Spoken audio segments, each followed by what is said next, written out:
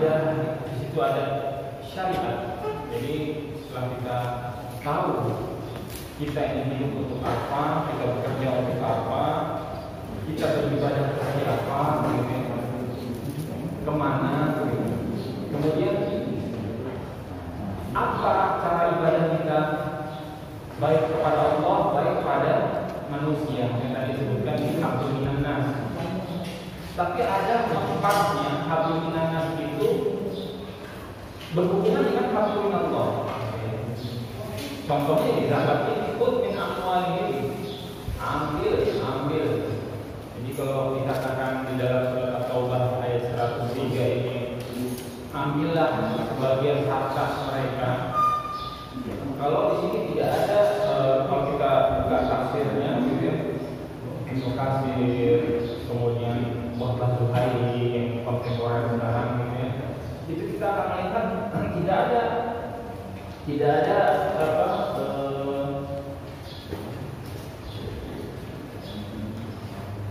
tidak ada spesifik. Ini hanya untuk pedagang, ini hanya untuk penambang, ini hanya untuk peternak. Jadi kalau kita lihat zakat itu pembahasan klasik di zaman dahulu, gitu ya, itu cuma ada pertanian, pertambangan, sama perdagangan. Nah, barulah ketika para ulama melihat ini kok petani itu penghasilan kalau dihitung, gitu ya, di sekali panen dibagi, misalkan sekali panennya 6 bulan dibagi 6 bulan itu sekitar 10 juta. Tapi ada profesi seorang guru juga ada, dokter juga ada, yang gajinya lebih dari 10 gitu. Ini gak seimbang nih begitu. Yang di sana berjibaku membasmi hama, mengairi sawah, panas-panasan, pakai pupuk, pakai ini segala macam, kena zakat, bahkan zakatnya 5% gitu ya. Kalau itu air langsung itu 10% gitu. Ini ada profesi yang tidak diwajibkan gitu.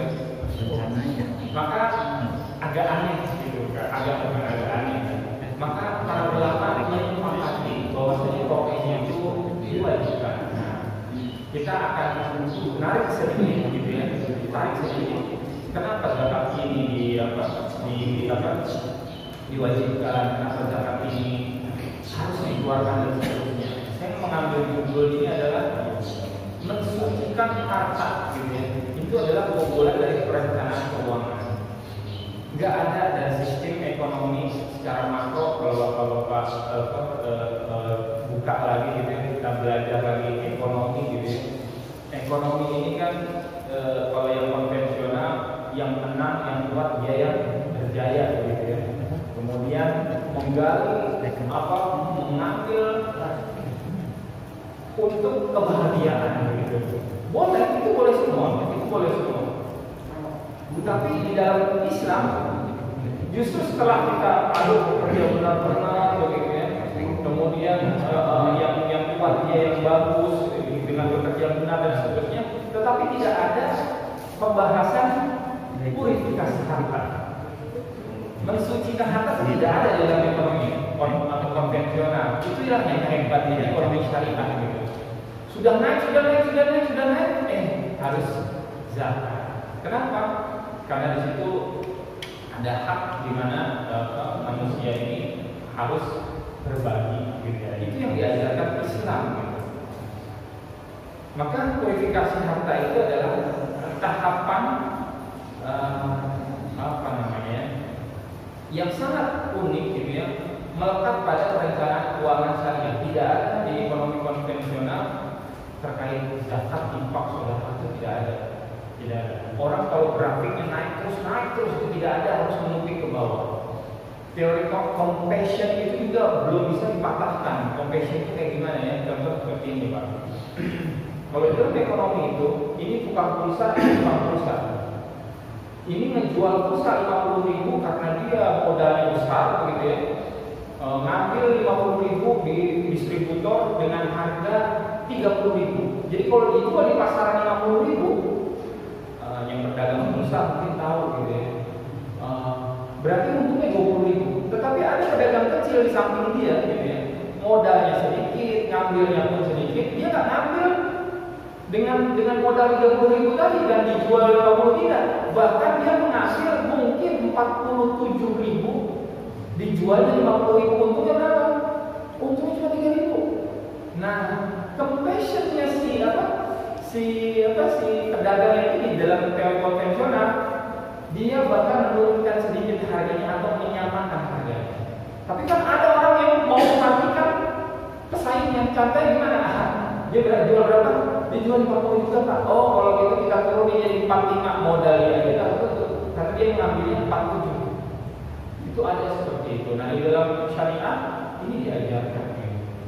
Nah, aspek pemurnian Allah mewajibkan. Kenapa? Oh, karena di situ ada pemurnian kesucian harta. Kenapa? Karena di situ ada penyeimbang sosial. Kalau nggak ada ini, nggak ada. Kenapa?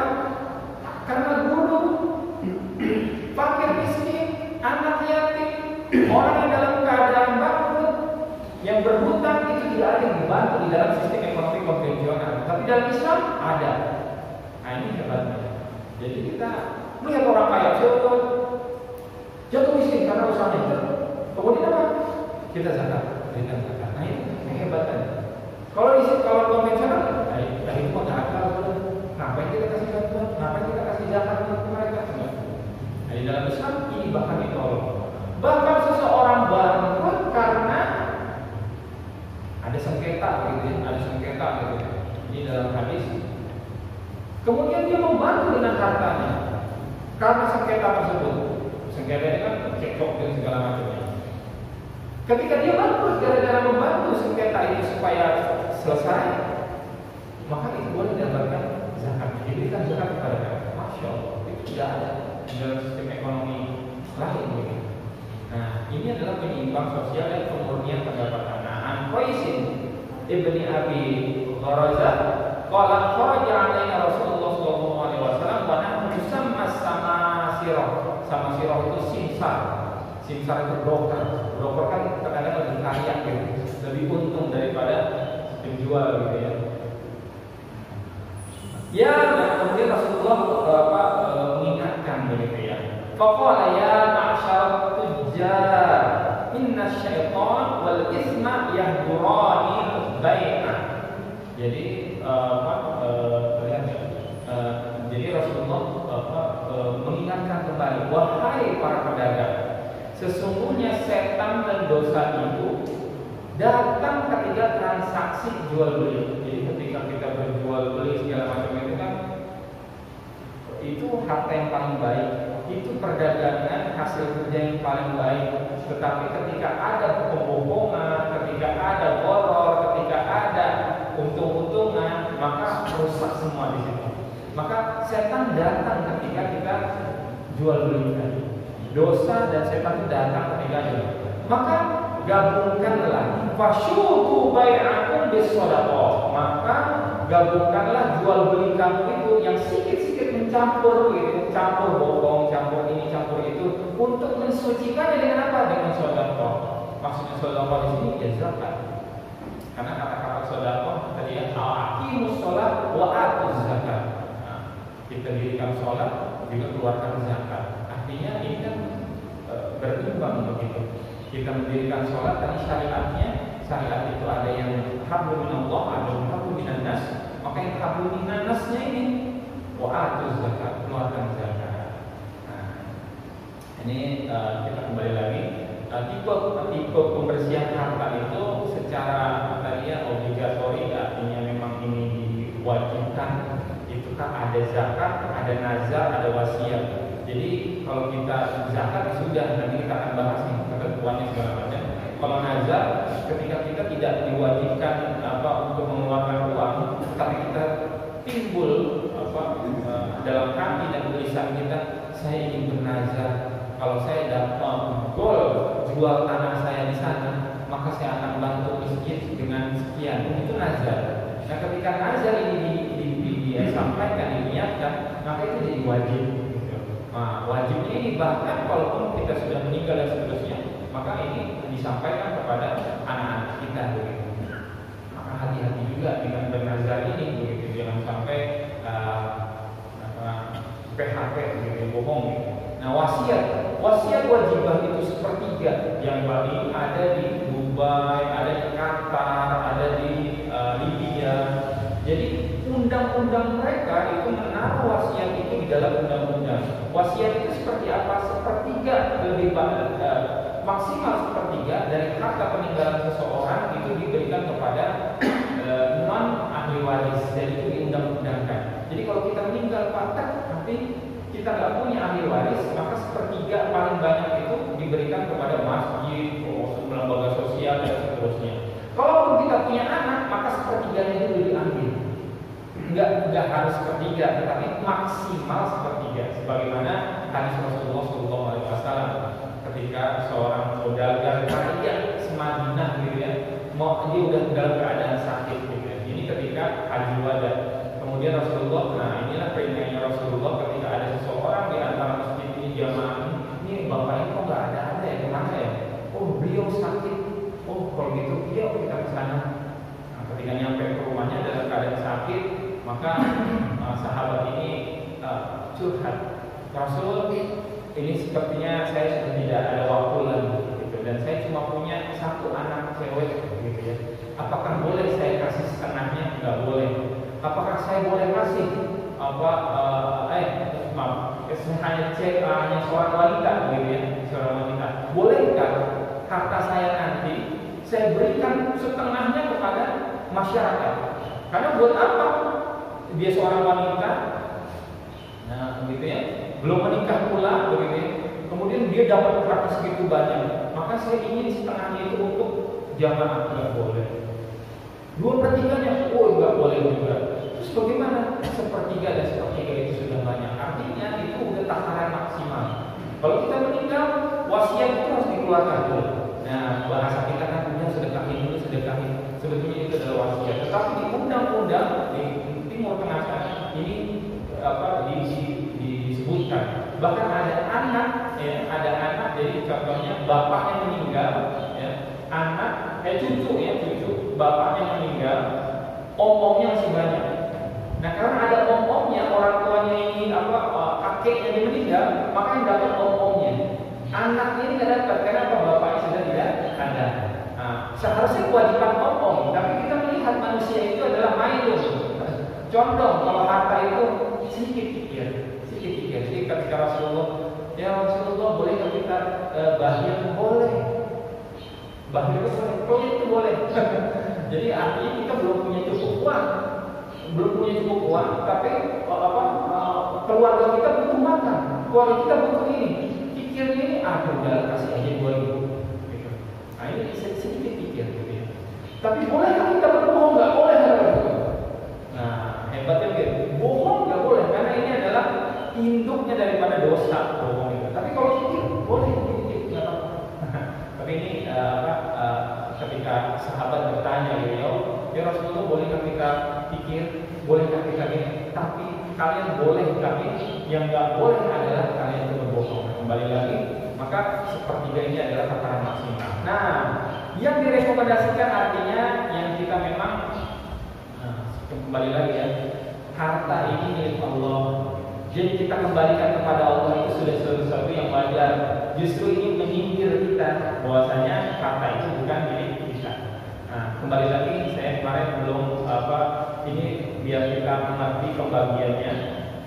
Nah, ini dia yang pembagiannya sebetulnya. Konsep daripada akad itu ada yang berbentuk komersial, ada yang tabarruk sosial. Kita yang di sebelah kiri sana. Nah, sebelah di sini ada yang disertai pengembalian, ada yang tidak. Artinya ketika bapak ini adalah, ini akad sosial. Apa sosial? Ini kita memberikan bantuan kepada seseorang dengan berupa pinjaman. Berarti akan disertai pengembalian. Jadi wajib dikembalikan, wajib ditagih, wajib. Kenapa? Karena ini hutang. Kalau hutang tidak ditagih, tidak diingatkan, salah pula.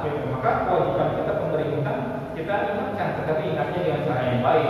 Jangan tiap saat di WA terus stres orang begitu. dengan cara yang baik.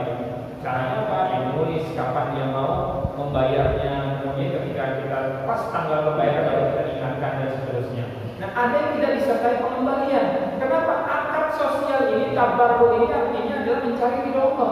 Kalau mencari ridho Allah, kemudian dimasukkan lagi harus mendapatkan sesuatu, gitu ya, pengembalian, maka teorinya saja sudah salah, gitu ya.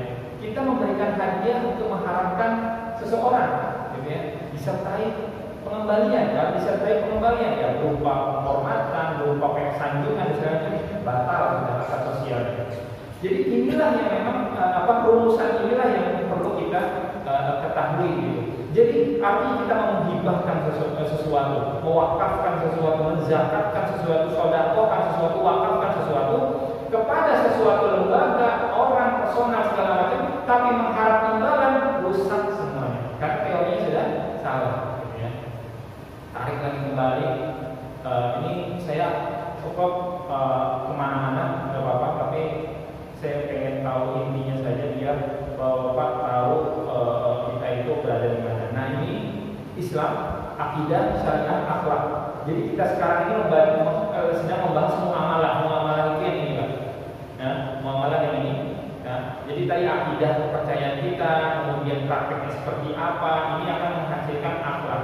Dari praktek ini adanya yang kita sebut muamalah. Muamalah itu ada yang kepada Allah, ada yang kepada manusia. Manusia inilah yang kita sebut di sini ada ekonomi, politik, dan yang kita sekarang membahasnya terkait politik dan ekonomi. Nah, ekonomi inilah yang tadi kita bagi lagi, ada yang akadnya untuk usaha, ada yang akadnya untuk mencari ridho Allah saja. Nah, gitu ya. Jadi kalau kita berhibah, wakaf segala macam karena ingin mendapatkan sanjungan orang, dapat sesuatu dari apa yang sudah kita keluarkan, sudah salah, karena teorinya sudah salah. Oke, kita kembali lagi. Landasan hukumnya, ini kita mengkajinya secara klasik dulu. Bahwasanya tadi saya tadi membuka, kita sampaikan zakat itu hanya ada 3. Di dalam Quran, di dalam hadis hanya ada 3, gitu ya. Apa yang disebutkan perdagangan, pertanian, sama pertambangan. Nah, jadi profesi ada nggak ada, itu baru klasik sekarang. Dan hebatnya, yang profesi ini ada yang di road itu kan ada yang 500 juta sebulan. Ini kan kalah petani, Pak, gitu. Masa yang ada keluar zakat kan gitu aneh. Tapi dicari kesamaannya nggak ketemu. Dicari persamaan-persamaannya ada sedikit ketemu, ada sedikit tidak ketemu. Nanti kita akan bahas persamaannya apa, gitu ya. Nah, kenapa? Karena tadi disampaikan, kalau pertambangan, udah tahu sendiri lah kita menambang itu seperti apa. Peternakan kita kita buka, kita giring hewan-hewan kita kasih makan segala macam. Ini ada zakat profesinya konsultan.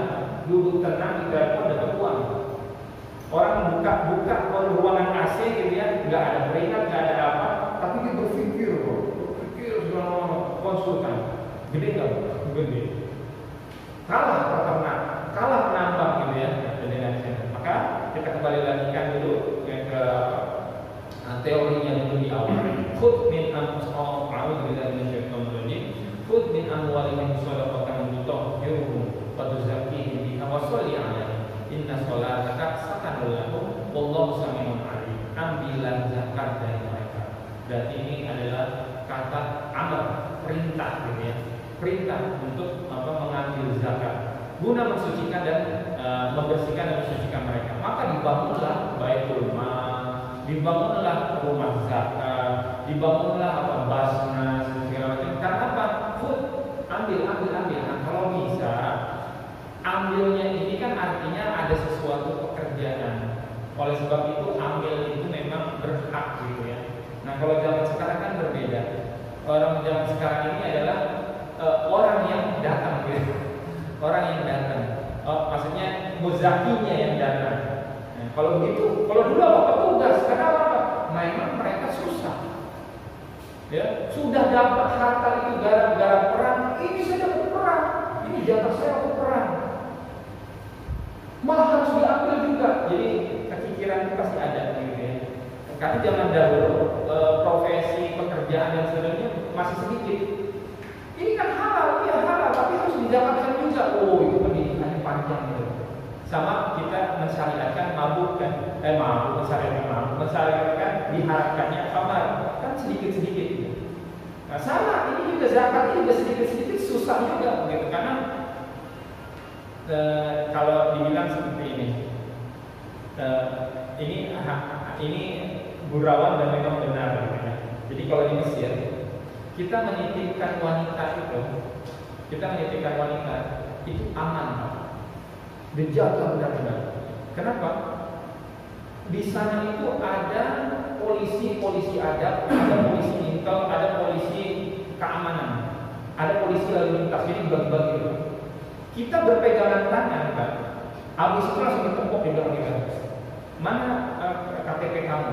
Kalau kita mahasiswa, mana ini kamu? Surat nikah kamu mana? Kalau nggak ada, habis kita. Itu di sana. Jadi kalau di sini kan kalau kita lihat orang boncengan, pelukan, nggak ada yang berhentikan. Oh di sana siap-siap. Gitu ya, sama seperti kayak dikit-dikit kayak di Aceh lagi. Nah, Aceh itu sudah seperti itu. Nah, kembali lagi. Wanita itu dijaga Pak. Keluar jam 3 malam, jam subuh, gitu ya, pagi aman. Tapi kalau masalah menitipkan harta, oh hati-hati. Artinya apa? Pak, tolong ya, ini saya titipkan harta saya ini ke sebagian masyarakat Mesir. Ini nggak akan amanah dia. Nah kalau di Saudi berbeda. Kalau dititipkan uang dia amanah, dititipkan wanita dia tidak amanah. Nah ini gurauan dan ternyata benar. Jadi saya beberapa kali gonta-ganti kosan kontrakan gitu ya di Kairo ini. Kejadian kayak begitu. Udah kita bayar, diminta lagi, aneh ya. Dan seterusnya, udah titipkan aja dulu deh, biar kamu nanti bulan depan nggak kerepotan ya kita titipkan setengah untuk bulan depan. Lupa gitu. Dan seterusnya banyak kejadian mahasiswa itu kalau masalah tulus susah. Gitu ya. Nah kewajiban di sini adalah, ayo ada seseorang bukan staf ya, petugas gitu ya, yang mengambil. Nah kalau sekarang tidak susah seperti dulu, karena kenapa? Pakai WA, transfer, rekening syariah sekian aman dah. Nah, apalagi sekarang PSBB segala macam dan seterusnya itu lebih baik, gitu. Pakai digital. Kemudian, kenapa di sini? Muslim amwalihim shadaqatan tutoh itu membuat zakat. Jadi gunanya di sini adalah ambil dia wajib. Kalau sesuatu yang wajib berarti ada hal yang krusial di situ. Ada hal yang sangat penting di situ. Oh ternyata apa? Mensucikan harta. Nah ini kan kita bingung begitu. Bagaimana yang mensucikan harta kita yang segala macam tadi ya? Ada sedikit-sedikit dosa, ada sedikit-sedikit bohong-bohong dalam berdagang. Oh ini barangnya bagus Pak. Ini hati-hati. Oh Pak ini barang dari sini. Oh Pak modal saya sekian Pak. Ini sedikit-sedikit. Cara membersihnya apa? Sedekah. Seterusnya. Pak Adi saya akan hasanatnya tampuhan. Nah tujuannya apa? Penyeimbang sosial. Nggak ada. Kenapa?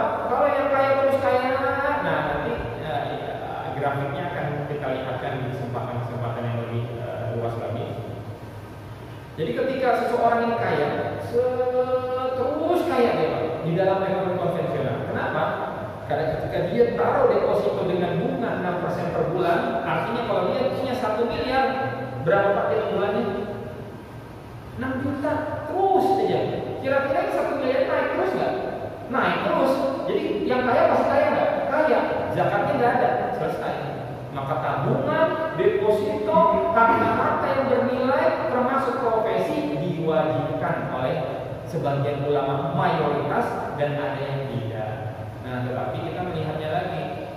Ya, contoh sesuatu yang tidak disebutkan secara spesifik tetapi ada makna dan syaratnya. Contoh mabuk, setetesnya aja sedikitnya aja nggak boleh walaupun itu tidak memabukkan, benar tidak?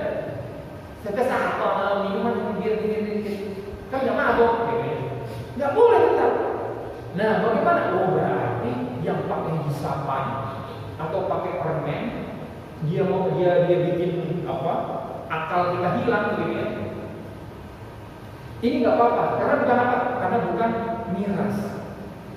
Ya contohnya kayak harta kita sekarang kan beda-beda Pak, aneh-aneh kan. Ada yang berupa permen, ada yang berupa penciuman dan seterusnya. Nah maka diharamkan juga. Begitu juga dengan zakat begitu. Nah banyak yang profesinya, wah ini apa pajak, nggak ada zakat gitu dan seterusnya. Nah oke. Kembali lagi ke kaidahnya yang awal dulu untuk zakat karena itu wajib. Nah, pertama milik penuh. Jadi kalau pertanian, zakat, perdagangan, harta, emas segala macam itu milik penuh kita. Milik penuh itu artinya tidak ada sengketa di situ dan memang kepemilikannya itu bisa dibuktikan dengan sertifikat, dengan surat-surat dan seterusnya. Ini milik penuh. Jadi kalau ada masih hutang, masih belum lunas kali ini belum milik penuh, gitu ya dan seterusnya.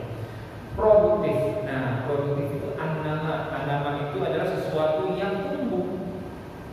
Tabungan perlu dizakatkan tidak? Deposito perlu dizakatkan tidak? Oh perlu, itu termasuk zakat itu sebetulnya. Kenapa? Karena dia tumbuh terus. Ada deposito dengan bagi hasil naik terus. Nah ini juga berarti sesuatu yang tumbuh ya. Iya. Kalau deposito pakai riba boleh tidak? Deposito pakai riba gitu ya. Nah, jadi kalau bapak punya uang taruh di deposito, naiknya itu produktifnya itu gara-gara riba berapa? Ya rata-rata kalau konvensional ya 6%. Tapi kalau bapak punya uang 1 miliar, nego sama marketingnya bilang ini boleh 7% nggak? Boleh Pak. Boleh 10% nggak? Boleh. Artinya bapak tiap bulan dapat 10%, dipotong pajak tuh 20. Berarti ya dipotong pajak 2% lah. Jadi 8%. Perdagangan aja sulit itu Pak untuk dapat keuntungan itu. Berarti nama, tetapi caranya salah.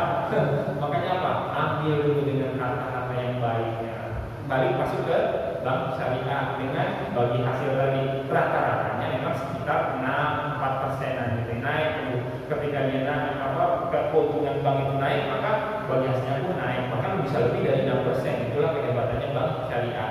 Nah, nama ini adalah harta-harta yang memang cenderung tumbuh. Makanya banyak perselisihan, banyak perbedaan pendapat terkait rumah itu harus dizakatkan dan itu termasuk zakat rumah. Ini kita punya rumah. Di mana gitu? Kita punya rumah 3 gitu ya. 1 nggak kita gunakan. Kalau kita sewakan mungkin di situ ini masuklah dalam perdagangan atau zakat penghasilan karena ada sewanya gitu ya. Ini ada sebagian ulama yang sangat rigid, saya rasa sangat rigid itu karena apa? Karena memang ingin mensucikan harta, begitu aja lah bahasanya. Tapi ini menjadikan kajian ilmiah bagi kita gitu ya. Kenapa? Contoh, kita punya 3 rumah, 1 rumah kita tidak pakai, maka itu harus dinilai dengan emas dan itu harus dikeluarkan zakatnya. Bisa jadi rumah itu bertumbuh, benar tidak? Saya beli di Puri Lestari contohnya, dulu harganya 80 juta. Kita cerita kita dulu pengambilan pertama ini di bawah 100 juta. Sekarang kalau dijual berapa? Oh sudah sombong Pak. Sebentar lagi ada flyover. Kita sudah dekat dengan terminal. Kita terdekat dengan stasiun. Harga sekarang berapa? 700 juta. Rumah sekarang di sini 700 ribu. Nama tidak? Tumbuh tidak? Tumbuh. Maka itu aja dizakatkan. Tiba-tiba ada rumah Pak yang memang retak, rusak segala macam. Kira-kira tumbuh atau makin turun harganya? Makin tumbuh. Kenapa? Tanahnya yang dinilai. Oke kalau gitu. Tiba-tiba ada penggusuran di sebelah kiri kita contohnya, sebelah kiri perumahan itu dan digunakan untuk pembuangan sampah. Kira-kira harganya turun tidak? Anjlok. Jadi antara ini banyak perdebatan. Nah begitu ya. Tetapi tadi kalau kita ini mau mensucikan harta, ambil kaidah yang lebih berhati-hati. Artinya apa? Iya saya ini punya harta. Ya sudahlah.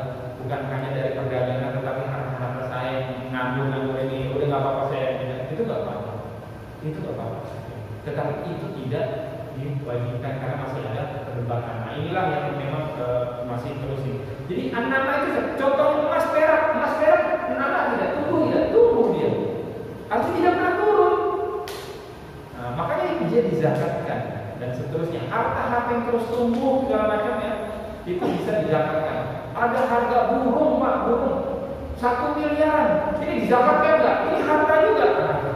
Jadi kita pusing ini masalah harta ini, konsep tumbuhnya harta ini zakat gitu. Gak usah jauh-jauh, batu cincin makin lama digosok pakai minyak segala macam, itu harganya bisa 1 miliar. Itu harus dizakatkan kan? Nah, repot lagi. Akhirnya terus ini kajian menjadi kajian kontemporer, gitu ya. Jadi kita mengetahui gitu ya. Oh, di situ gara-gara. Kemudian sampai dengan nisabnya, ya nisabnya nanti kita sampaikan di sini ada emas berapa, pertanian berapa, dan seterusnya ya, dan profesi nanti berapa. Surplus dari kebutuhan primer artinya memang ketika kita dapat penghasilan tadi dari pertanian, ternak, kemudian dari profesi, itu kebutuhan primer kita tercukupi. Ini ada, ini dapat gaji, tapi kebutuhan primer nggak tercukupi. Makannya pas-pasan. Kalau kita 3 hari 5 hari, maka nggak bisa jadi ini jadi objek zakat. Gitu. Nah, seperti itu dan seterusnya. Tapi kalau bapak dapat profesi, dapat hasil, dapat pertanian dan seterusnya, pertambangan, dan itu mencukupi kebutuhan primer, maka ini wajib dijalankan, gitu ya. Kemudian bebas dari hutang. Nah, ini juga pembahasan hutang ini sesuatu yang kontemporer. Contoh Pak, kalau seperti ini, miliarder mana yang tidak punya hutang, bahasanya begitu. Karena mereka konsep berhutang itu adalah untuk mengurangi pajak. Jadi mereka mau nggak mau berhutang. Hutangnya mungkin bisa lebih sepertiga daripada hartanya dia, asetnya dia. Kalau begitu apa? Dia nggak wajib zakat. Sepertiganya dia itu mungkin 1 gaji Puri Lestari ini digabungkan, itu mungkin pendapatan dia, mungkin seperti itu. Kan nggak wajar, nggak ada zakatnya gitu. Jadi hutang ini juga hati-hati juga kita. Saya masih punya hutang di situ, udah nggak usah lah. Tapi kan bisa nyicil, dan cicilannya udah jelas begitu. Kecuali memang Pak, berikan saya waktu 2 bulan, hutangnya mungkin lebih 2 kali lipat dari gajinya dia. Tapi dia memang menyebutkan saya akan bayar Pak 2 bulan kemudian secara langsung, tidak mengangsur gitu. Nah, kalau mengangsur ada spare di situ, kebutuhan primer tercukupi dan seterusnya. Ketika kebutuhan primer tercukupi, maka ini wajib zakat. Ketika tidak, maka tidak bisa. Maka kalau dia ada hutang tapi kebutuhan primer tercukupi dan itu dicicil gitu ya, secara dia tahu kebutuhan primernya masih ada spare, maka dia wajib.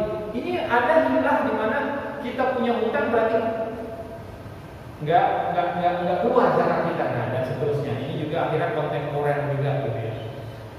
Berlalu 1 tahun, nah ini harus ada tahunnya. Nanti kita akan lihat tahunnya itu mencakup zakat apa saja. Baik, sebelum kita masuk ke yang tadi, mustahiknya dulu kita bahas.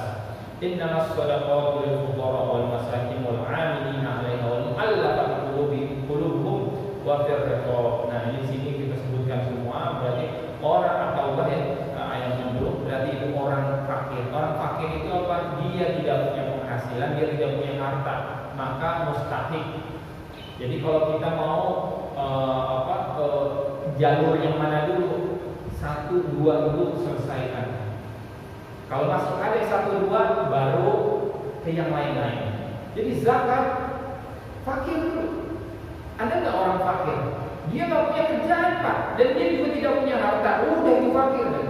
Ada miskin Pak. Orang miskin ini dia punya pekerjaan tapi kebutuhan primernya tidak tercukupi. Nah, ini miskin, maka kita berikan dia zakat. Ini dulu. Nah, ketika ini sudah terjadi, gitu ya, sudah selesai, baru kita ambil dulu. Nah, makanya ambil ini urutannya ketiga. Tapi kalau urutannya ketiga nggak ada kerjaannya, salah juga kan begitu. Nah, kalau sekarang mungkin lebih mudah mengingatkan pakai WA segala macam dan seterusnya. Nah, ambil ini bukan hanya itu, mengorganisasikan, mengumpulkan, mengadministrasikan, mendistribusikan, itu kan penuh amanah dan tanggung jawab. Makanya ketika perumusan Basnas, perumusan dompet duafa, perumusan baik rumah muamalah segala macam, berapa digaji? Pusing juga ini. Berapa digaji? Nah, kalau ada pemerintah, kalau ada lembaga-lembaga yang memang menggaji petugas ini, maka dia tidak akan mengambil harta zakat ini. Dan mungkin sepertiganya itu tidak ada. Tetapi kalaupun ada, berhati-hatilah. Nah, terkadang kita juga untuk yang zakat di beberapa instansi dan seterusnya, ambil ini juga hati-hati untuk kita berarti harus seperlapan ini, seperlapan dari hubungan yang mana hati-hati juga gitu ya, dan seterusnya dan seterusnya. Mu'alaf mereka yang dalam baru masuk Islam, artinya hebat sekali gitu ya.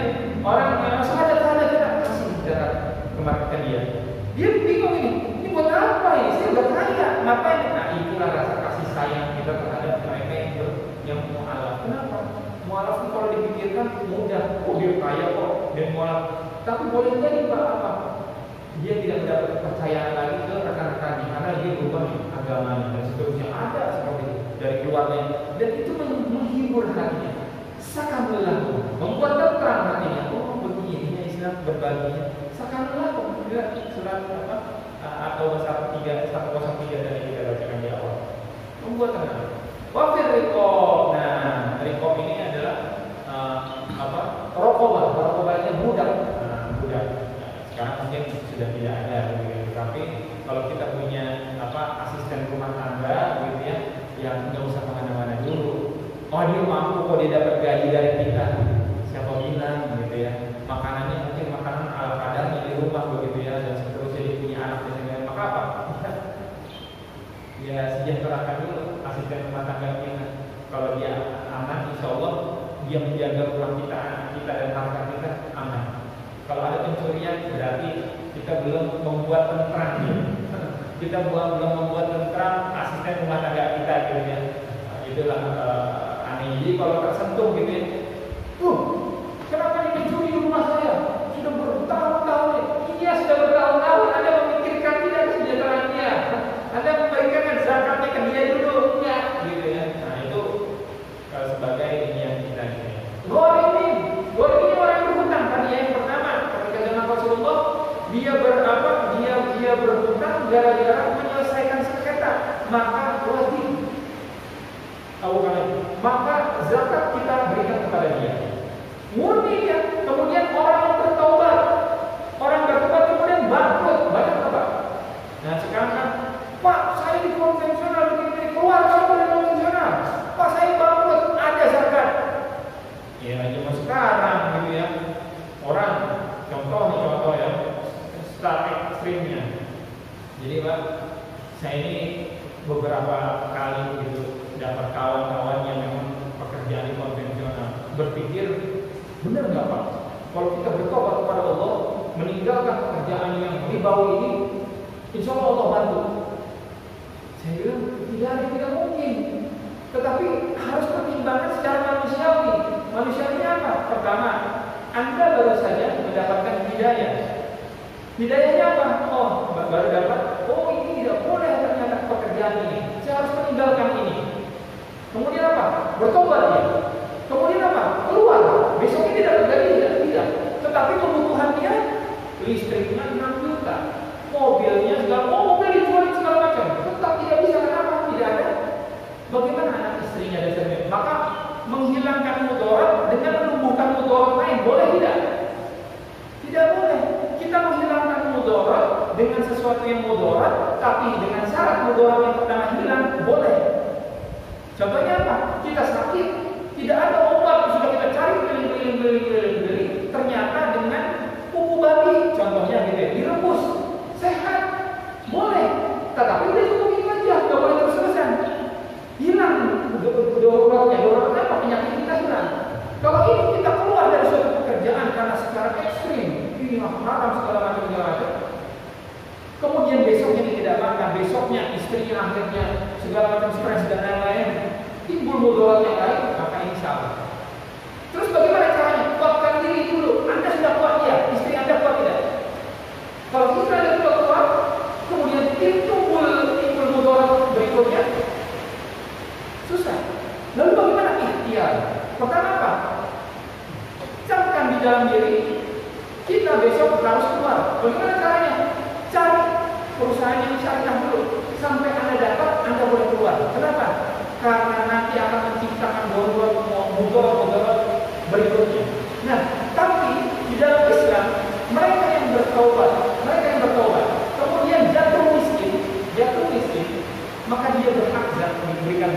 Tapi ada nggak zaman sekarang yang memikirkan seperti ini? Ada pengusaha, oh gini, karena bisnisnya perjudian, dia tobat, dijual semua asetnya, dia jatuh bangkrut. Jadi kasih jarak nggak? Maka orang dicibirnya seperti apa? Ah, biarin aja, itu dosanya dia. Kemarin dia berdagang judi, sekarang miskin kita bantu, ngapain? Jadi berhutang gara-gara bukan hanya sedikit, bukan hanya berhutang kemudian dapat zakat. Dia berhutang gara-gara menyelesaikan sengketa.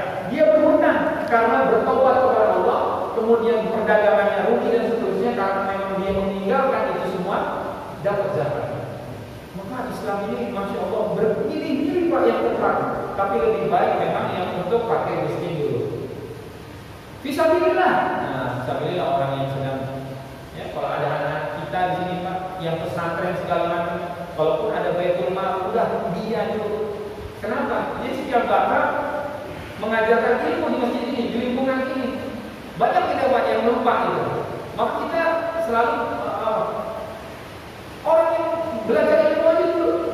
Di mana orang yang belajar ilmu itu pakai kita dulu di sini Pak. Kita banyak di taman kelirangan di rumah itu mendoakan kita. Kita melewati buat apa segala macam, ada pur, ada kelelawar, itu mendoakan kita Pak. Bahkan malaikat mendoakan kita. Ada anak yang ingin pergi nyantren, pesantren gitu ya. Orang tuanya kaya, gak usah mikir orang tuanya kaya. Buat penyemangat dia, keluarkan zakat dia untuk kita untuk dia. Apalagi yang miskin. Kan banyak orang pesantren itu.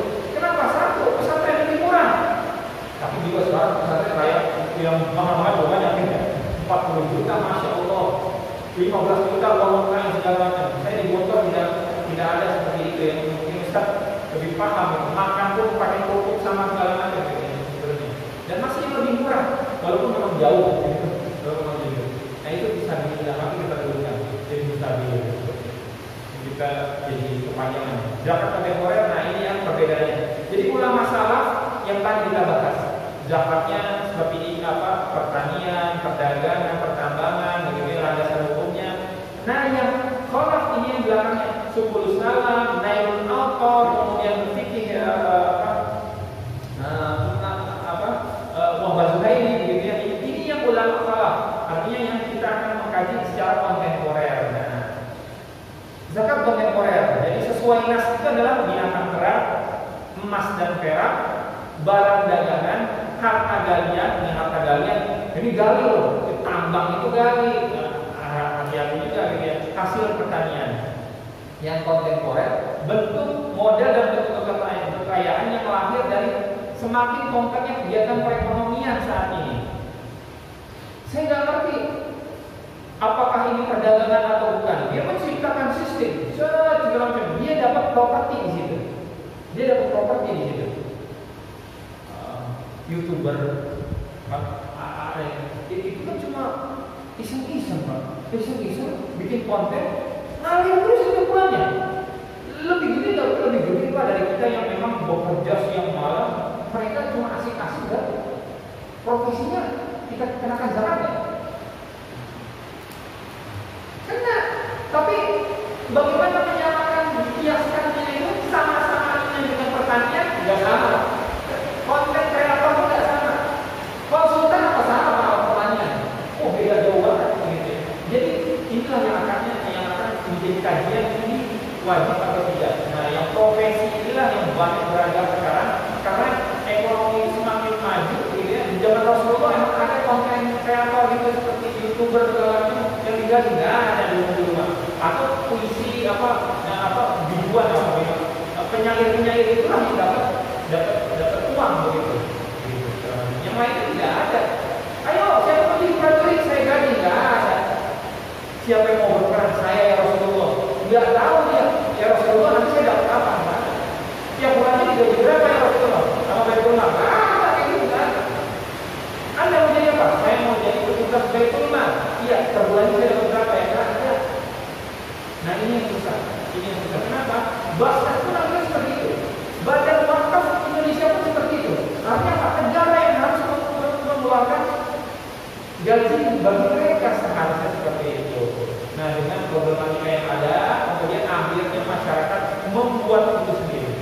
buat berbeda.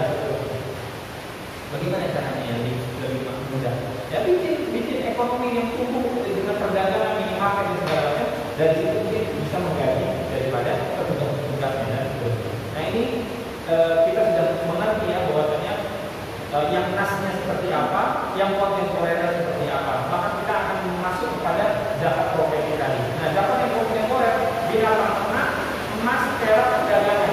Ini yang sudah core-nya. Pertanian, peternakan madu, turunannya. Pertanian, ternak madu itu termasuk pertanian tidak?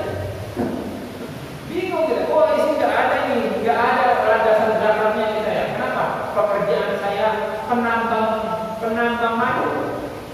Ini masuk pertambangan nggak? Nggak ngegali.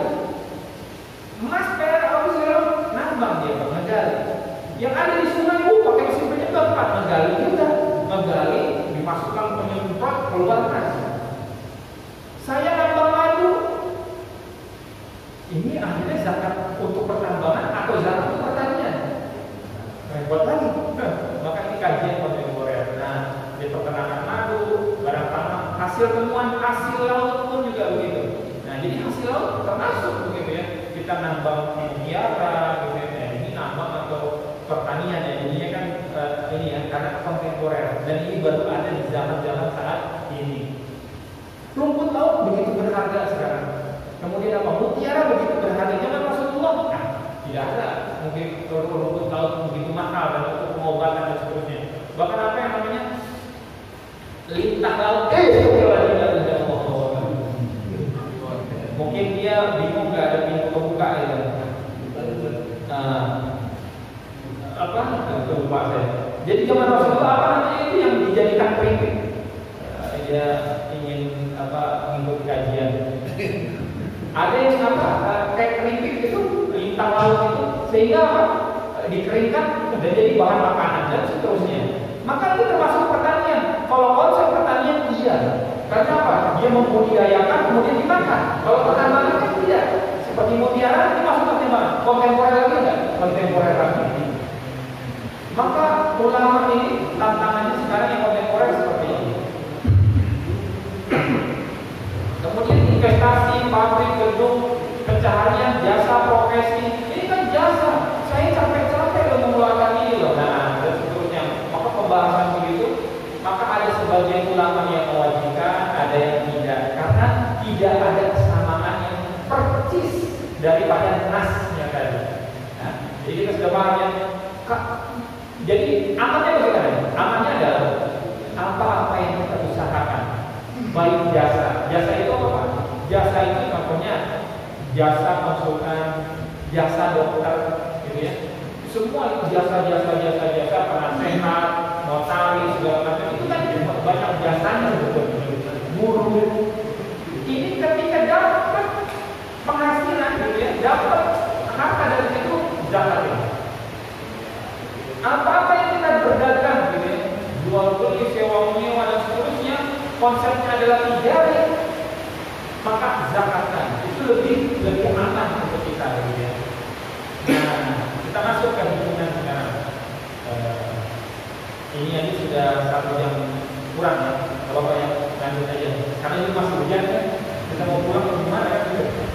Ya, apa-apa. Zakat emas dan perak. Nisab emas 20 dinar, 1 dinar 4,25 gram. Maka nisab emas adalah 20 kali 4,25 gram. Jadi 85 gram. Ada ulama yang menyampaikan ini emasnya emas apa ya? 24 kali segala macam. Maka dia referensikan dari 84 gram sampai 90 gram. Gak apa-apa, itu lebih baik. Apalagi kita emas itu beda-beda kalau sekarang. Ada yang jalan-jalan ke Paris beli emas, ada yang ke Banjar beli emas Banjar, ada yang emasnya ini kekuatannya beda-beda Pak. Kalau di pasar Banjar dia mahal, kalau kita beli emas di Jakarta jual di pasar Banjar nggak laku, turun harganya. Kalah yang emas Banjar gitu ya, dan seterusnya. Sama lah seperti itu. Akhirnya apa? Udah hitung lebihkan saja gitu. Cuma standarnya adalah 85 gram. Nisab perak 200 dirham, 1 dirhamnya 2,975 gram. Maka nisab peraknya 200 kali 2,975 gram. Artinya setiap yang mencapai 589 gram dalam waktu 1 tahun, maka itu dizakatkan. Emas kita kumpulin sampai dengan 85 gram, maka itu dizakatkan. Kontemporernya bagaimana? Kalau ada harta-harta kita, baik tabungan, deposito dan seterusnya. Nah, zaman dahulu tabungan deposito ada tidak Pak? Yang andama, yang tumbuh. Gak ada zaman dahulu. Zaman sekarang yang ada. Contohnya apa? Ya bank ini. Zaman dulu kan gak ada bank. Jadi bank itu bid'ah. Banyak sekali dikali 5. Kalau dihitung-hitung dalam muamalah, apalagi muamalah kalian. Jangan profesi apa kamu? Saya petani madu, bid'ah ini.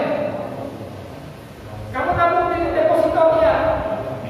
Hartamu bertambah ya, bid'ah ini. Jadi banyak muamalah ini bid'ah.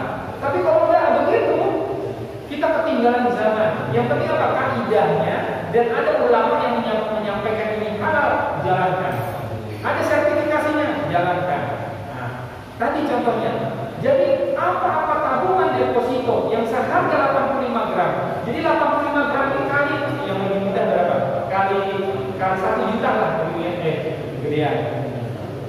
900 sekarang ya. Tapi untuk memudahnya berarti kira-kira hitungannya jadi berapa? Sekitar 42 sampai 45 juta. Betul tidak? Ya, sekitar 45 juta. Harta-harta yang sudah nyampe segitu dalam waktu 1 tahun, baik itu deposito emas, rupiah, dolar, segala wajib dizakatin. Patokannya akhirnya seperti itu. Kenapa? Bilulin nama, walaupun berarti ini nggak ada. Makanya para ulama berselisih pendapat, gitu ya. Nggak ada cara seperti ini. Ya kalau nggak ada, bank syariah sudah ada sekarang untuk menghilangkan bank konvensional dengan cara berbagi hasil. Makanya deposito tabungan kita ada bagi hasilnya. Kalau dihitung 1 tahun segala macam, nyampe lebih dari 45 juta, zakatkan. Nah itu hitungannya. Zakat pertanian, Rasulullah menyampaikan tidak wajib bayar zakat pada kurma yang kurang dari 5 ausok. Berarti kurma dong. Kalau kita ini padi, kalau kita ini jagung, kalau kita ini apa lagi? Madu gitu ya, pertanian madu gitu ya, apa lagi? Berarti yang ada di nas kita adalah pohon kurma. Maka tidak ada. Kemudian apa lagi? Ya bukan hanya itu gitu ya. Berarti bertani apapun, buah-buahan segala macam, kalau bukan yang makanan pokok tidak wajib zakat juga, salah juga. Pokoknya itu bentuknya pertanian dan di sini masuk kepada kaidah dia itu adalah makanan pokok, silakan. Gitu ya. Nah, perhitungannya gimana? 5 ausak, satu wasak itu 60 sok, satu sok itu 2,1 sekian gram gitu ya, kilogram. Jadi ya hitungan genggaman orang itu berbeda-beda, makanya ini 2, sekian karena dulu patokannya itu adalah tangan, Pak. Patokannya tangan, genggaman gitu. Nah kalau sekarang kan genggaman tangan kita ada yang kecil, ada yang gede gitu ya. Nah, kalau zaman dulu orang gede Pak, 2,1 kilo gitu ya. Nah 5 wasak berarti dikalikan itu jadi 652 kilogram. Apa-apa hasil tani yang mencapai kilogramnya seperti ini, zakatkan.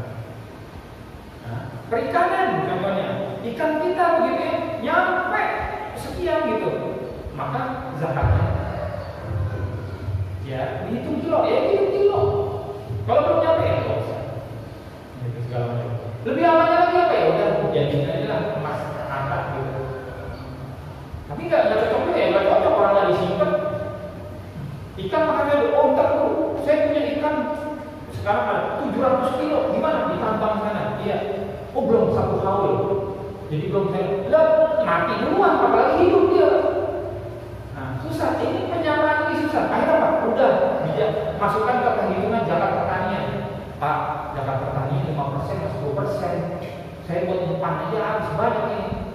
Banyak tidak peternak awana. Itu tambang itu Pak, tambang itu. Karena sekali keluar anaknya 1 juta Pak, yang kecilnya 1 juta Pak. Dan sekali keluar 200 ekor, berarti berapa Pak? Boleh jadi orang kaya. Sekali ternak seluruh dari anak-anak hewan 200 juta. Nggak dizakatin, aneh. Tapi kalau perhitungannya di pertanian 5%, malah 10%. Padahal dia pakannya apa? Kodok, apalagi lipan segala macam. Dan itu mahal tidak? Mahal. Belum perairannya dan seterusnya. Akhirnya apa? Udah 2,5%-nya. Nah, manusia itu adalah cenderung bakhil. Tapi ya nggak apa-apa. Jadi perdagangannya mana? Terserah. Boleh dihitung yang pertanian, boleh dihitung yang emas tadi. Jadi penghasilan yang sampai dengan nisab ini wajib. Contohnya lagi, Pak, korma itu kan ada bijinya. Bijinya dikupas dulu Pak. Bijinya berat itu Pak. Sekarang kita panen padi Pak. Panen padi. Dikupas dulu atau digulirnya. Pintar memang pengusaha itu pintar gaul gitu Pak. Tapi ini benar-benar terjadi Pak. Kita punya apa pertanian, beras merah, mahal, gitu ya. Ini dikupas dulu apa enggak? Gabahnya, kalau ditimbang dapat duit kan gitu ya. Nah, akhirnya ulama menyampaikan begini. Oke, hitungan tersebut ini saya sudah rumuskan saja ya, karena pembahasannya panjang. Hitungan tersebut adalah makanan pokok atau gabah. Maka jika diberaskan nisabnya 5-20, makin baik ya Pak. Mayoritas ulama akhirnya apa? Memisahkan gabahnya dengan perhitungan 5-20 kg. Kalau perhitungan saya nggak seperti itu. Bukan nggak seperti itu. Mengambil perhitungan ulama yang lain. Kenapa? Ketika kupasannya itu juga bisa dijual, juga bisa dimanfaatkan, maka dihitung semuanya. Gabah bermanfaat ya Pak. Buat kurma, buat ikan, buat ayam, buat apa lagi? Buat kosmetik, buat pupuk, gabah gitu Pak. Jadi tidak ada yang tidak rugi. Yang ada pelit atau tidak. Mau dihitung apa enggak, gitu kan? Tapi mayoritas ulama akhirnya setelah dikupas jadi beratnya 5-20 masuk zakatnya. Milih yang mana? Wallahu a'lam. Karena ini kajian kontemporer. Cocok iyahnya itu nggak ketemu Pak. Cocok iyahnya nggak ketemu gitu ya. Contoh, kurma ya, bijinya kita buang dulu, nggak bermanfaat. Gabahnya kita lepas dulu, digiling lagi, dibuat ini bermanfaat pula. Begitu. Jadi tidak ada rugi. Maka harus kita sisihkan tidak. Jadi semuanya. Nah, apabila kemudian apa lagi? Ya, mungkin seperti jagung ya. Nah, jagung kan ada sebagian jadi makanan pokok gitu ya. Kalau beratnya 5-20, bonggolnya ada bonggolnya Pak. Apakah dikerok dulu? Nah, itu tadi. Kalau bonggolnya, berarti kalau bonggolnya jadi bijinya saja. Nah, gitu ya. Seperti itu. Bukan setelah tebal tidak dikupas-kupas dulu, itu ditimbang, didapatkan. Nah, lebih baik hasil bijinya saja. Nah, tapi kalau nggak beras, itulah tadi pembahasannya kontemporer. Cuma perhitungan kita amalnya seperti apa? Apabila yang dikupas biji kulitnya itu bermanfaat, maka sudah hitungan keseluruhan di luar itu lebih baik. Gitu. Kita nggak usah perhitungan terlalu rinci seperti itu. Sedangkan ada zakat yang harus dikeluarkan berdasarkan hadis Jabir yang diairi hujan itu 10%, yang tidak diairi hujan artinya pakai irigasi, pupuk segala macam itu 5%. Terdapat upaya dan pengeluaran biaya khusus. Jadi upaya dan pengeluaran biaya khusus. Jadi cuma 5%. Masya Allah pertanyaan, Masya Allah. Zakat perdagangan dikenakan modal yang diputar. Ingat modal yang diputar. Bapak punya perdagangan, ada aset tetap, contohnya rukonya dihitung juga, tidak termasuk Pak. Nah, ini dia. Jadi yang dikenakan adalah modal yang diputar, keuntungan dan piutang lancar, dikurangi utang dan kerugian. Jadi kalau kita ada keuntungan iya kita punya piutang yang di mana? A, B, C, D, tapi nanti tanggal 5 dibayarnya. Kita mau hitung zakatnya sekarang, dihitung piutangnya Pak. Ada sebagian yang tidak dihitung. Jadi apa? Penghasilannya adalah piutang-piutang yang masih tertagih. Nah, akuntansi apa lagi? Pak, ada piutang yang tertagih, ada piutang yang tidak tertagih. Yang tidak tertagih kita keluarin ya Pak. Kenapa? Gak bisa ditagih Pak. Jadi nggak bisa ngerti nggak maksudnya? Jadi kalau di dalam neraca Pak ada pemasukan, ada pengeluaran. Yang masuk ke kita itu contohnya apa? Hasil jual beli. Itu kan dapat margin keuntungan, maka disebutnya itu adalah keuntungan. Ada komponen lagi Pak, piutang. Piutang itu apa? Kita sudah keluarkan barang kita, dia belum bayar. 10 hari lagi kita beli 10 hari. Piutangnya ini akan masuk di tanggal 10 katanya gitu. Ada piutang tidak tertagih. Kenapa? Orangnya kabur, pembelinya kabur. Jadi ini apakah dizakatkan? Masya Allah, manusia itu kan bakhil. Jadi kalau di sini adalah keuntungan dan piutang lancar, dikurangi utang dan kerugian. Ada nggak Pak kerugian? Ada. Contoh, kita beli apa? Pak, ini saya beli AC. Kita distributor AC. Ada nggak yang rusak? Ada. Mobil aja yang rusak, ada yang injek. Dikurangi itu.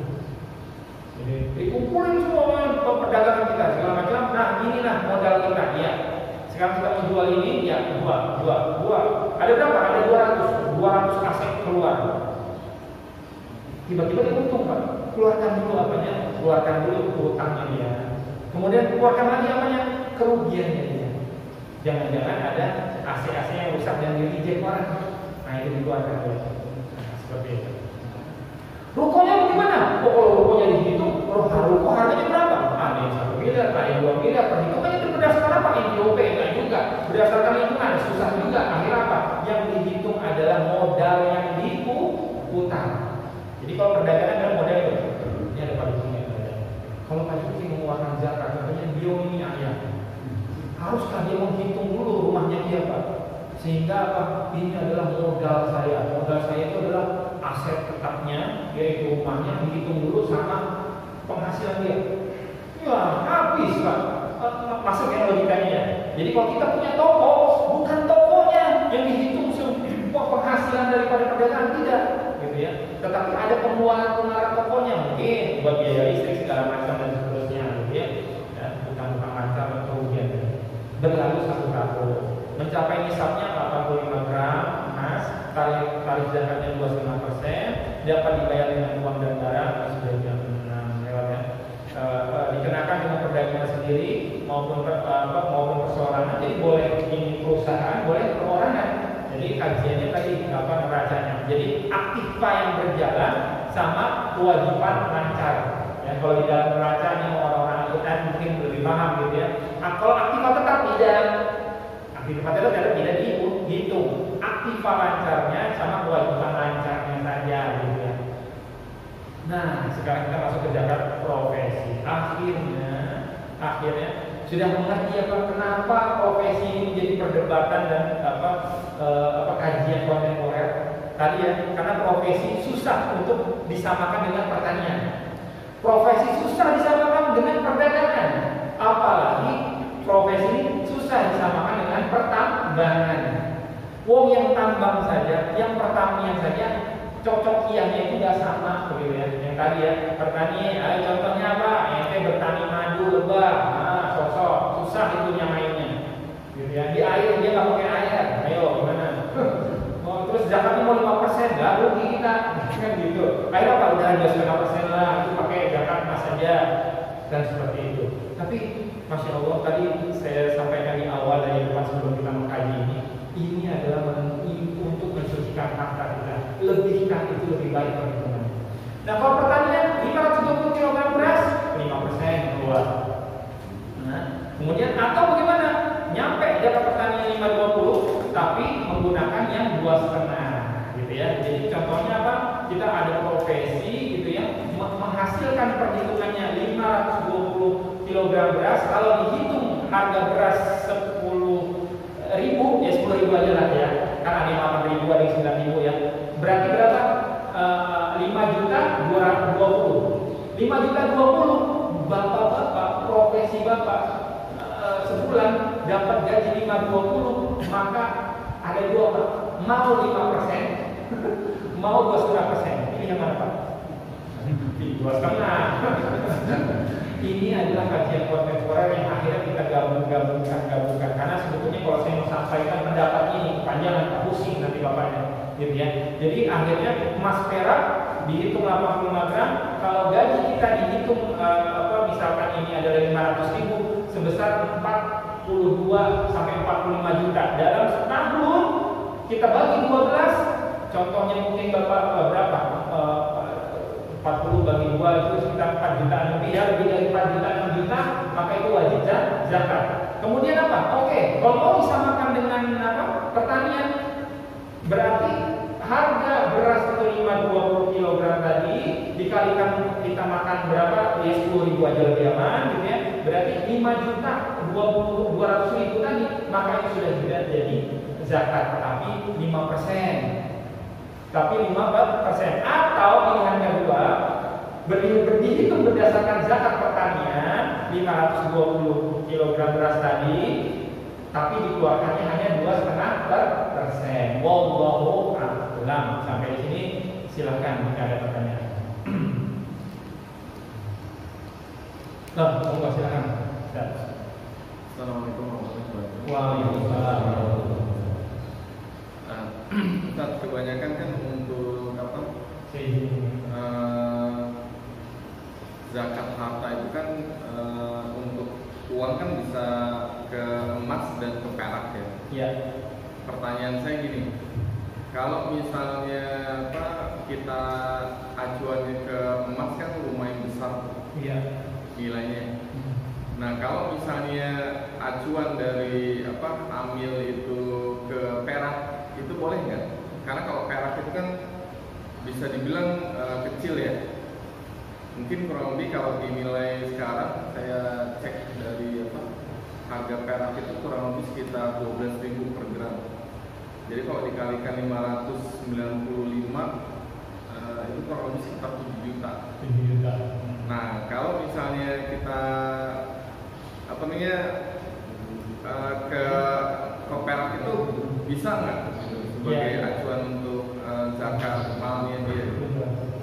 Betul. Iya. Permasalahannya adalah ketika zaman dahulu emas perak itu adalah sebagai alat tukar.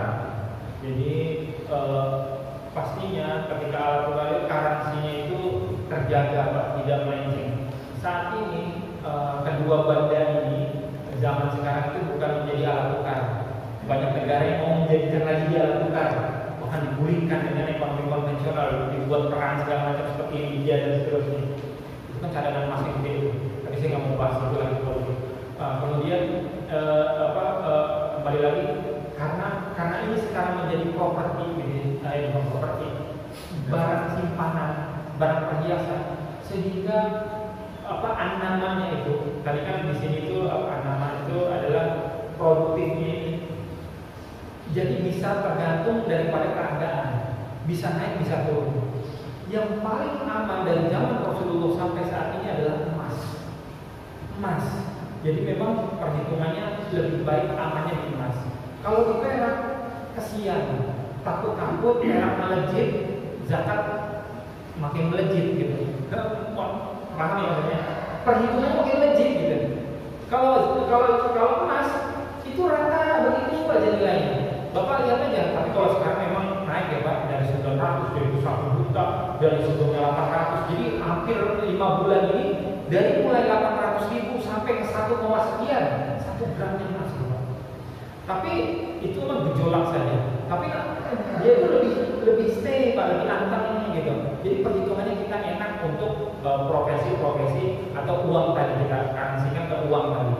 Kalau kita perak, nah perak di sini setiap negara setiap ini pun ada perbedaannya, tapi lagi-lagi hadis patokannya emas dan perak dan boleh keduanya. Cuma kalau dipilih antara keduanya lebih standby, lebih stabil adalah emas. Jadi lebih baiknya kita mengarah ke emas, walaupun tidak disarankan untuk ke perak. Artinya bisa, karena itu menjadi padangan dan itu ada nasnya. Ini kan nas hadis ini, Pak. Nah, jadi yang nas hadis itu adalah yang ini. Binatang ternak, emas perak perdagangan, itu nas hadis. Yang lain ini kontemporer semua, dicocok-cocokkan, walaupun nggak cocok gitu. Silakan. Ya, Senang Ustaz. Ya. saya mau nanya itu tentang zakat progresi. Orang kalau udah membayar zakat progresi, apakah masih kena zakat malnya per tahun gitu, Ustaz? Yang kedua, saya mau nanyakan tentang ini yang di Bank Syariah semua ya, Ustaz. Seperti tabungan, deposito, dan kan sama MUI udah dinyatakan halal. Tapi ada sebagian ulama menyatakannya itu masih ada riba, Ustaz. Gimana kita menyikapi tersebut sebagai Ustaz? Jadi ada dua pertanyaan Bapak, terima kasih Pak. Yang pertama itu saya jawab yang lebih panjang dulu nih Pak, yang Bang dulu deh. Pertama yang Bang dulu Pak. Jadi begini Pak, dari mulai tahun 1956 kemudian dimulai dari Qatar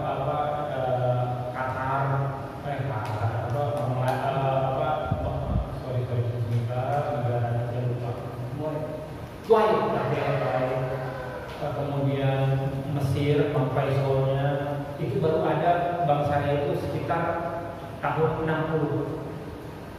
Sedangkan di Malaysia itu sekitar tahun 80. Di Indonesia baru tahun 91 berdirinya, 92 baru operasionalnya. Itu adalah perjuangan.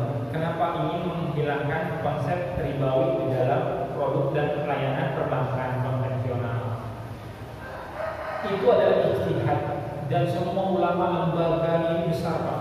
IOV itu kalau Bapak AEOID gitu ya, itu standar akuntansi dunia.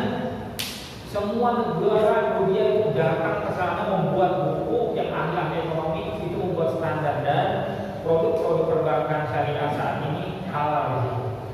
Kemudian apa? OKI, pernah dengar OKI? Organisasi Konferensi Islam yang ada di Jeddah. Dia non pemerintah Pak, didirikan masuk oleh Raja Saudi. Itu sudah 100 sekian pesertanya dari negara-negara, dan di situ ahli-ahli ekonomi menyatakan bank syariah, asuransi syariah halal. Kemudian zaman saat ini muncul ulama-ulama di Indonesia yang mengharamkan, bukan ulama Indonesia saja Pak, di Malaysia, di Qatar, di Mesir, banyak yang masih menyatakan bank syariah itu masih ada unsur ribanya dan seterusnya. Lalu bagaimana kita sebagai masyarakat? Contoh, kewajiban masker. Saya cuma ngomong begini, ada banyak terdapat ya? Banyak. Ini bukan hanya terkait keuangan. Ini ada yang dibilang wajib, ada yang tidak. Ulama mengatakan ini wajib. Era pandemi, jaga jarak segala macam. Ada sebagian yang tidak. Salahkah yang tidak? Salahkah yang tidak? Benarkah yang pakai? Wallahu a'lam. Tapi kita sebagai masyarakat, kita ikut yang mana? Sekarang begini, dalam bermuamalah, baik itu kita keseharian, baik kita itu perbankan segala macam, baik kita itu mau ibadah, contohnya kita menghadap kiblat di masjid kita, kalau dihitung pulang, ternyata kayak ini, nah loh, saat bangunan kita. Yang penting adalah kita ada pegangan. Pegangannya apa? Ini memang sudah ikhtiarnya para ulama, dibuat rapat segala macam. Maka ketika kita menghadap Allah dan Rasulnya nanti, kenapa kamu melakukan ini? Ulama saya mengatakan ini halal, saya pakai. Aman tidak kita pakai? Wong kita puasa saja Ramadan, kita mengikuti keputusan Kementerian Agama. Dan ada tidak yang tidak mengikuti? Ada yang bulan puasa, ada yang bahkan hari berikutnya.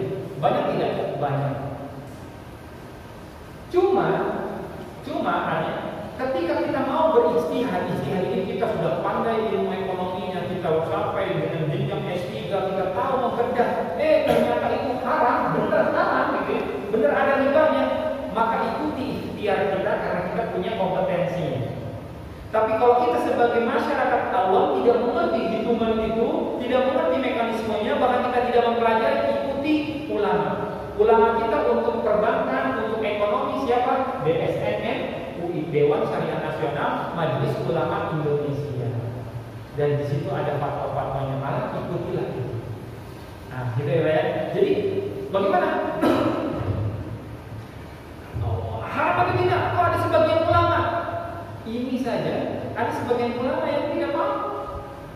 Zakat profesi saja ada sebagian ulama yang tidak mewajibkan, benar tidak?